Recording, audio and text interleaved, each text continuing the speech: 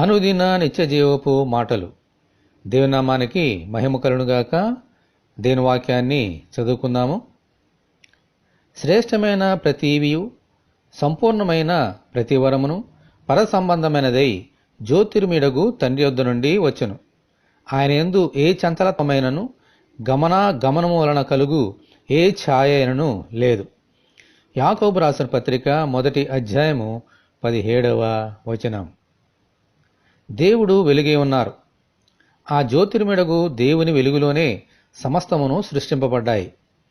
ఆ వెలుగులోనే మానవుని తన స్వరూపములో తన పోలికలో సృష్టించారు. ఆమేన్. 6 రోజుల సృష్టిలో మానవునికి కావలసిన సమస్తమును సృష్టించి ఆ తరువాత మానవుని సృజించారు. ఆయన సృష్టించిన సృష్టి అంతటి మీద ఆదామును అధికారిగా నియమించారు. ఆమేన్. మానవునికి అవసరమైన శ్రేష్టమైన ఈవులన్నీ జ్యోతిర్మయుడును పరలోకములోనున్న దేవుని వద్ద నుండి వచ్చినవే.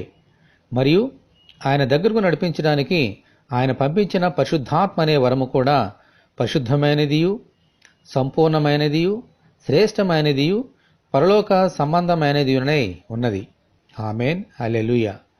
ఆయన యందు మచ్చ డాగు ఎలా లేవో ఆయన మనకు ఇచ్చే ఈవులు వరములు కూడా సంపూర్ణమైనవియును కళంకమును లేనివియునై ఉంటాయి. దేవునికి స్తోత్రము కలుగునుగాక. ఆమేన్. ఇటువంటి కృప కొరకు మనందరము దేవుని ప్రార్థన చేసుకుందాము. పరిశుద్ధుడు పరిశుద్ధుడు పరిశుద్ధుడని రేయింబగళ్ళు స్తుతింపబడుచున్న ప్రభువా, మీకు వందనములు. మీరు మాకు అనుగ్రహించిన శ్రేష్టమైన ఈవులను వరములను బట్టి ఎల్లప్పుడూ మీకు స్తుతులు చెల్లించినట్లు అనుగ్రహించమని, ఈ వాక్యం వింటున్న నీ బిడ్డలందరినీ అలాగున దీవించమని ప్రభు అయిన యేసుక్రీస్తు ద్వారా ప్రార్థన చేయుచున్నాము తండ్రి. ఆమేన్. తండ్రి అయిన దేవుని నుండి మన ప్రభు అయిన క్రీస్తు యేసు నుండి కృపయు కనికరమును సమాధానమును మనకు కలుగునుగాక. ఆమేన్. పరిశుద్ధ దేవుని మందిరము.